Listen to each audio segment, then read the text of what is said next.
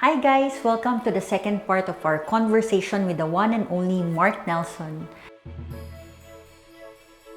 I hope you don't forget to check out our first episode with Marc, where we talk about the secrets on how to stay young and how to increase the longevity of life. If you haven't watched that video, please check the description box to look for the access to that video.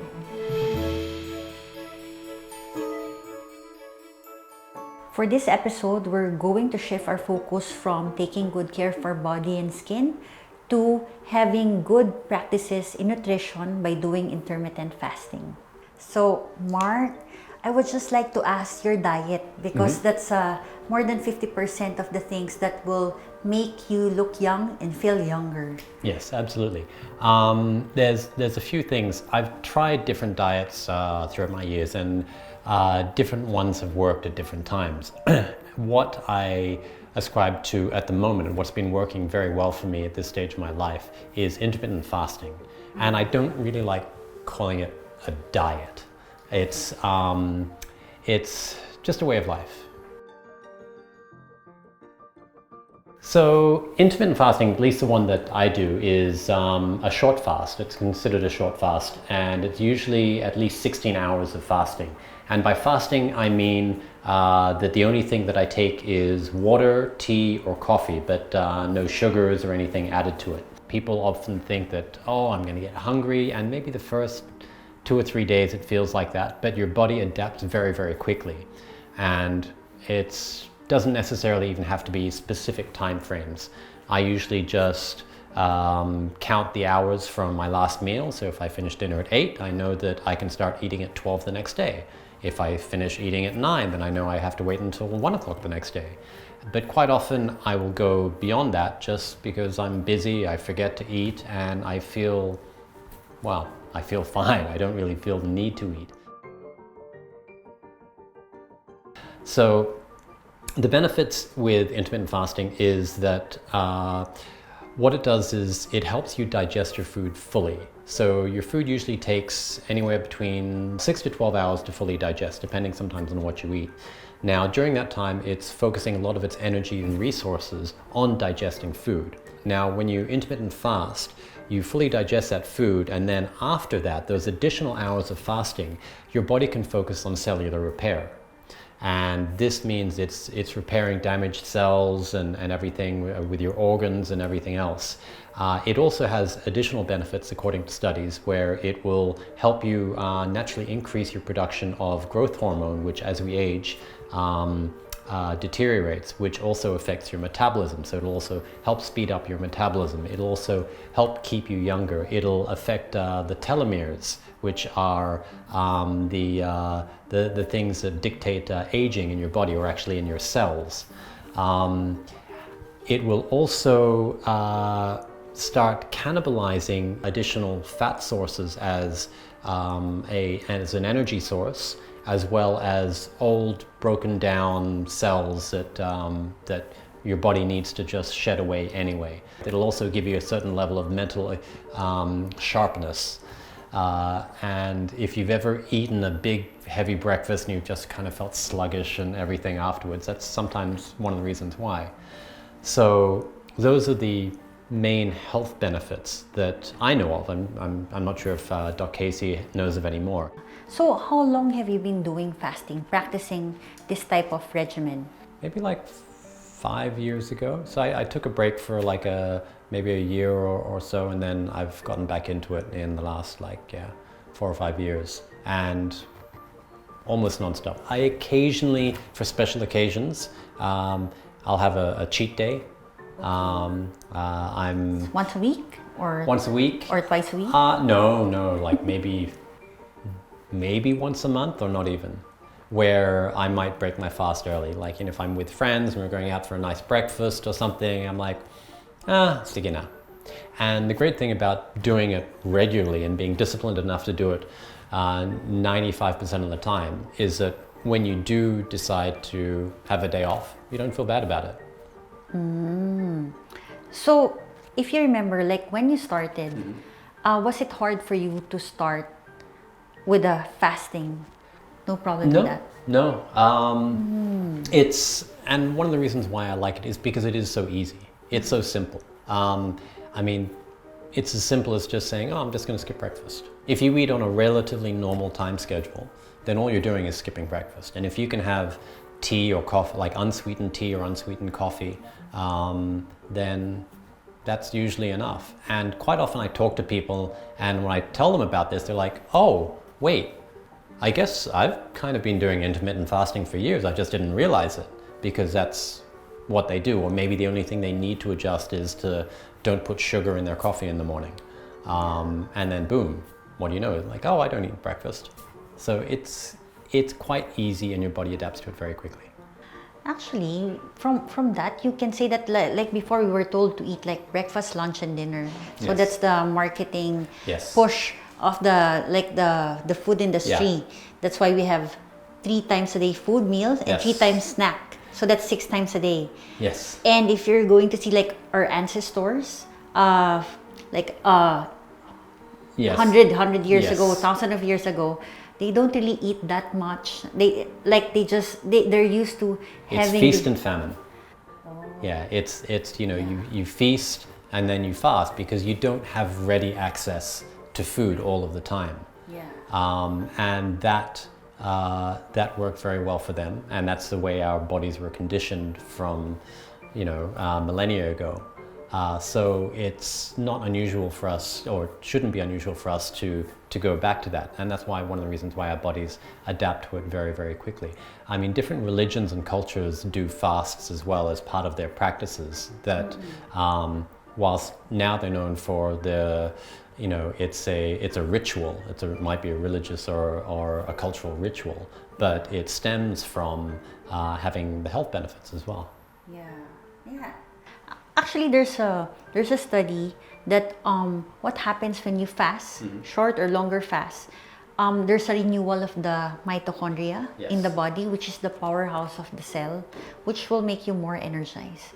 So that's very nice. Yeah, quite often, if I can, I like to work out in a fasted state because I have the energy and everything, and I work out, and that just gives that extra little push. Like if you want to stay, for instance, trim, that is the golden time to be burning fat, burning any excess you want off, because you're in a fasted state. So it's searching for an energy source, and that's the best time for it to convert additional fat into energy to burn off. And then I have my first meal after that.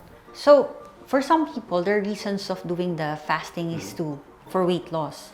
Like in your case, what are your reasons for fasting? Well, I did it really for the health benefits. The fat loss is a pleasant side effect. I mean, and I know that might be the priority for others, but really for me, it's more the internal, what it does for me internally, and also to stimulate my metabolism and my growth hormone naturally as I get older. So there are several types of fasting. One fasting being practiced by Spartans and Roman soldiers, where they're doing the like 20 to 24 hour fasting, but they're also doing like high intense energy exercise. So do you do that also? Yeah, so I don't really do it anymore, but there was a stage of my life where I was doing CrossFit, and I would do CrossFit in a fasted state and eat afterwards. And it is super high intensity. And it got me into great shape, but I really felt it. That's where afterwards I was like, oh, yeah, I'm toast. So if you've got things planned for the rest of the day, then if you're expending huge amounts of energy where you're completely exhausting your body, it can be a little challenging afterwards. But a regular workout, and it can be like heavy weights. If you refeed after properly, then yeah, you should be okay. The thing with doing the long 24-hour fasts is that's another type of intermittent fasting where you do 1 or 2 24-hour fasts in a week, and then the rest of the week you just eat normally. You eat, your regular 3 meals a day. So there's a few different ways of doing intermittent fasting. The one I like is the 16 hours or more. And important to note is that for women, the fasting time is usually a little bit shorter. So it's usually like 12 to 14 hours.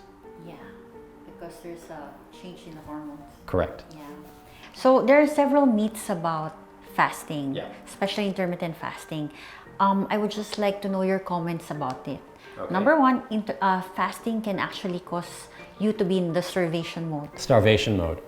Yeah, so I remember that there was a type of, and again, quite often our bodies react differently to different methods of eating. So there was a time when the theory was you eat many small meals a day, and that sort of just keeps your metabolism churning away, just metabolizing smaller meals as you go along, and you have sustained energy throughout the day. And that may work for some people. I know a long time ago, that's what I did, and it worked for me then. And that's what I would recommend to people, and that worked for them. I remind you, I was also younger then. I had a faster metabolism then. Now, what works for me is the fasting. And if you want to space out your meals, if you don't want to have your large lunch and your large dinner, and if you'd rather have like 5 small meals within the 8-hour feeding window, knock yourself out. So the second myth is fasting can make you burn your muscle. What do you think of that? I disagree with that. I think that if you do a long fast, yes, it will. It will burn, it will cannibalize some of your muscle because you're in such a fasted state. But if you're doing a regular intermittent fast like I do, then no, it doesn't burn your muscle. In fact, it'll generally give you more energy and, as I mentioned before, more growth hormones, so that when you do work out, you are packing on more muscle than you would if you weren't doing intermittent fasting. So it should be properly supervised. Yes. Because that means long fasts if we're going to burn the muscle. Yeah. So but yeah.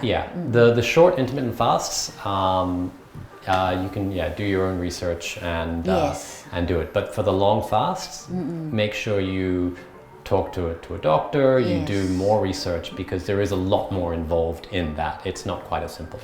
So there's another myth that fasting can cause for you to overeat, like people to overeat when they do fasting, after fasting. After fasting. After a long fast or a short fast?